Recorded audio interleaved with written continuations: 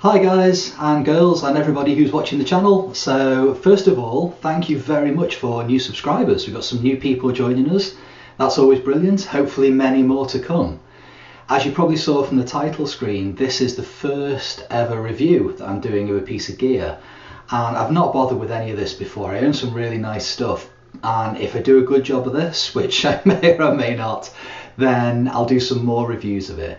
But this first review is going to be of the Strandberg guitar that I have ordered. So very quick bit of backstory. I play a lot. I'm a full-time professional musician and I am either working as a performer, as a teacher, I'm writing academic stuff, I'm doing recordings. I play guitar a lot, so an average day probably 6 hours, maybe 7, something like that. And that can lead to stiffness and pain and you know, old stuff. But sitting like this, not great, and your shoulder kills you or your back or you get your wrists or whatever. The whole point of these is they're super ergonomic. Every aspect of it's been designed so that you can sit with it for hours on end and have no problems at all. That's why I ordered one. It's not quite their top of the line model, it's close to their top of the line. This is the Boden Metal 6 neck through version, and they're about £2,500 British pounds. Depending on where you are, then you know they might be a slightly different amount for you, but I decided I would order it and give it a try. They have a 2-week trial and then you can send it back to them if you're unhappy with it for any reason, not just if there's a defect. So I ordered it and it arrived, and the first thing you notice is it's incredibly light. It's really very, very light.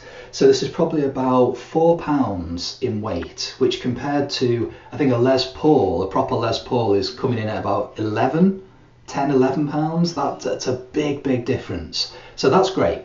You also notice the shape, which is just really, it's even cooler in person than it is in pictures. I don't think the pictures actually do these justice. It's beautiful. It's really, really nice looking guitar, if it's your thing. You know, if a traditional Telecaster is your thing, you might not like this so much. However, there are some comparisons we'll come to later with regards to that. So, stuff that I liked about it. I like the weight, I like the chambered body, I like the weight relief. For certain types of sounds, I like the pickups.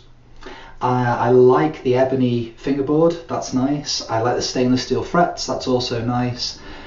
I like the sustain that you get from the headless design. It helps increase sustain, and that's about it, unfortunately. There are lots of aspects that I didn't get on with, so I'm going to go into those as well, but I'll try and be balanced in this. And remember, this is all me. You know, this might be completely different from you. The only way you will get a sense of how this sounds and how this feels is to actually go and try one or get yourself one and see how it goes. And for you, it might be the perfect thing. For me, it hasn't quite worked out. It's going back tomorrow, which is why I've got to do this review today without any planning. And we're in lockdown, so you may hear the sounds of children at play from the other room, including my wife in that. So, this has the Thru-Neck. I think you can get a decent look at it there. And what it basically means is you have 3 square planes instead of a rounded shape, and the rounded shape of the guitar neck I always understood was meant to match your hand. So different size hands and different shape hands and things want different things because that's different. If I put that against this, and it's supposed to be that your thumb in a sort of classical posture, so like this, that your thumb moves wherever it needs to around the neck, depending on where you are and what type of playing you're doing. To a point, yes. I personally don't like things like vibrato and bending with my thumb flat on the back of the neck. So if I'm bending, my thumb comes up over the top a bit for some support, and same for vibrato, is I like to get hold of it like this. Doing vibrato with my thumb around the back of the neck just doesn't work for me, and as soon as I put it up over here, it's really uncomfortable because I've got square edges going into my hand instead of a nice smooth neck curve. So the Thru-Neck I found odd. In some ways I can see why they did it, but it's not quite for me. And I've played this thing for 2 weeks now, so I've given it a fair shot. The neck itself is narrow at the nut end and goes wider as you come down towards the body and the bridge, which I like, that makes sense. And it has fanned frets, and the fanned frets are, so the scale length on the bass string is different from the scale length on the high E.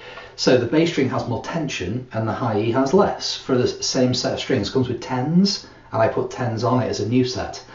I want less tension because I want to bend the high E and do things with it that I wouldn't do on the low E as much. You know, occasionally you would, but not as much, is the general thinking. The fan frets are maybe not. I didn't actually find they made that much difference. They kind of got in the way a couple of times, but most of the time, after half an hour, I didn't even really notice that I had them on. The 0 fret, it has a 0 fret nut, which does make a slight difference to open chords. They're slightly more bright and more natural sounding. However, I don't know if you can really see on this angle, perhaps there, where the strings go over, they still go through a nut before they go into the locking nut at the top. They should be perfectly straight for my understanding of how a headless guitar works for increased sustain and tuning stability. These go whoop, and they have a very, I like that noise, whoop, and they have a very slight kink at the top, which makes no sense to me. So instead of the string being level and you've got that tension pulled all the way, you've got this thing happening at the top. I don't understand why. However, when you feel around here with the nut, if you put your fingers either side of it, sorry you can't see there, put your fingers either side and do that, what you can feel is sharp edges where the edge of the fretboard and the nut don't quite meet, and it's sharp on either side, which is not hugely impressive with this. I haven't told you the price of it yet. So coming down, the edges of the frets were reasonably sharp when I got it, but in certain particular places. Again, not massively impressive for a setup out of the bag. Maybe on a £200 or £300 guitar, but when I get to the price of this, you'll understand why. Then I found that, unfortunately, when it arrived, this bridge here is not a standard bridge. It's not one piece of bridge. Just move that mouse out of the screen. It's not one standard bridge like normally you take it off as a unit. Each long piece, they look like this, because here's a new one they had to send me. There you go. Each long piece screws in individually to a plate that's attached to the bottom, and the idea being that you can move them backwards and forwards for intonation and stuff, and you can actually replace them if they get damaged. One of them arrived broken. You can see there's not a white bit here. There should be a Teflon washer and the screw thread that goes in, because you put the string in, then you screw this thing on, it holds the ball end in place, and you put the other end up that end.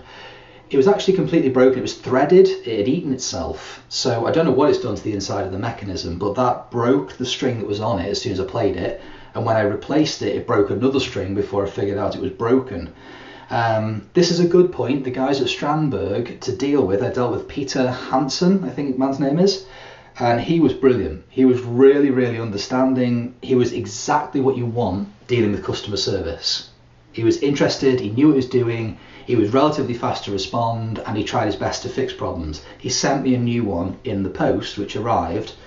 I'm a little uncomfortable about unscrewing and rescrewing parts of a guitar that's not technically mine, because it's kind of on a trial, and doing any damage, but he assured me that everything would be fine and give it a go. So you can't say enough good about them for that. So that was with the bridge. Then it's developed a couple of dead frets. So the 13th fret on the high E is doing this kind of horrible sound, and same with the 9th fret. Brings me to a point, you'll notice I am not plugged in and shredding away on it and showing you how great I am. It's a gear review, not a tone review. Don't do tone reviews off YouTube, because it all sounds the same. It's YouTube, it's terrible audio quality. If you want to know how it sounds and how it plays, go and pick one up and try it. That's the only way you'll know how it sounds. The rest of it is just people's ego. It's why I decided to do a gear review, because all the gear reviews of these are proggy players going brrr all over the place. That's not a gear review.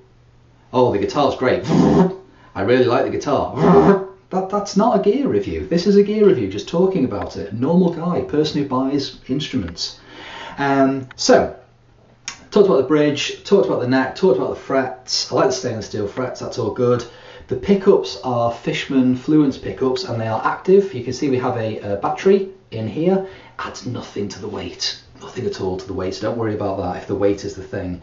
I don't like the sound of them for 90% of music. For modern progressive metal, yes, they have a very generic, identifiable sound that goes with that style. Your lead part, you will instantly be in the ballpark of players like Petrucci. You'll straight away, you'll be with very little effort, you'll be there. For anything else, I don't like them. The cleans are very sterile and lack depth. I have Dave Allen hand-wound Voodoo Blues pickups in my Strat, and they're incredible. The depth of sound on them, and you can get any kind of tone you want. So I can get this kind of sound out of those pickups with a bit more effort, but they will also sound a bit Hendrixy, they'll also sound a bit Stevie Ray Vaughan-y, they'll also sound a bit Joe Bonamassa-y, you know, whoever. They'll do pretty much everything because they're great pickups. These are for one particular job, and that's it. Which, you know, again, I'm not massively sold. I do a lot of different styles and a lot of different stuff. Whether I'm teaching or recording or performing, it's tons of different stuff, not just one style. So maybe they should say that's my fault because look at the guitar, that's all you're going to do with it. But I've never done just one thing on a guitar. I like lots and lots of different things. So the lack of heel on the neck, I love. Very cool, very nice. Hand goes right the way up. All this access, no problem at all. Not actually playing anything, but no problem at all. The bridge, where it sits, is ridiculous. See there? It sticks out past the end of the body. Now this is where the ergonomics start to fall apart. Ideally, this bit would sit on your right thigh. I'm holding it now, and I've got to hold the guitar because I've not got a strap on, and it would sit at that kind of angle. That's exactly where my shoulders are level. This is where your hand should be. My wrist is not excessively bent to play around on it. This hand comes around, if I move it in, sorry, this hand comes around. How natural that looks compared to this kind of thing that you see a lot in YouTube videos, or, you know, this kind of stuff going on. That's not very good. Sit like that for a few hours and then see how you feel. Probably not great. So that's where it should sit. The problem is, unless you wear a strap, it doesn't sit there because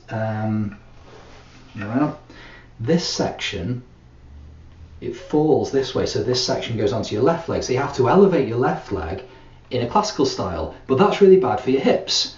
So having your hips where one hip is much higher than the other is not great. If you read any of the proper classical forums, you'll find classical guitarists suffer tremendously with back problems and posture problems because of that elevated position. Your hips do not like sitting out of whack like this. It's just not good. And I was avoiding that. If I sit with my legs flat and I rest this on my thigh, it falls round to that kind of position and is unusable. If I sit with it on my right thigh, I may as well have one of my other really nice guitars. What's the point of this? If I sit with it with this section here, almost like I would with a flying V or something like that, this daft bridge design, this rams against your leg. So you've got this banging into your leg, and these are metal. Well, I think they're aircraft grade aluminium, and these are stronger than you would want them to be, harder than you would want them to be for banging into your leg for a couple of hours at a time. So that's not comfy, and you risk turning them and tuning them. The tuning is another issue, so I'm going through a lot of things very quickly. The tuning is another issue. Anywhere you look about Strandberg guitars, people will be saying they're very difficult to turn. They're very stiff to turn. Strandberg have solved this problem by sending you an Allen key, a T-shaped Allen key, which goes in and you turn it. That is the stupidest thing ever for being on stage. I'm on stage, I'm playing, let's say I'm playing prog rock, I'm on stage, we're rocking out, and I think, the guitar's gone a little bit out, I'll just tune it while the singer introduces the next song or whatever. Where's my Allen key? That's mental. That's absolutely mental. Change the design. If there's a problem with the design, change the design. Where am I keeping an Allen key? Well, it's stuck on the back of the guitar like a slide or something, and I've then got to get it and then put it in, and I've got stage lights on and all that stuff. It's just a pain. It doesn't work at all. So not massively happy with that. And the other bit where the ergonomics really fall down, for a guitar that's had so much work put into it, this seems just so daft. This upper part of the guitar here, the upper wing, whatever you want to call it, the horn, is very much like a Telecaster. There's very, very little drop off and smoothing and contouring there. If you look at something like the JP6, the Music Man that I have, big, deep cutaway in here where your forearm sits. This is almost like a Telecaster. And if you sit with your forearm on it for a period of time, it can get quite uncomfortable. Now, to point out, I don't have special snowflake forearms. At 36 years of martial arts training, my forearms are relatively able to put up with discomfort, but I don't want to when I'm playing, and particularly when I'm spending £2,500 on a guitar.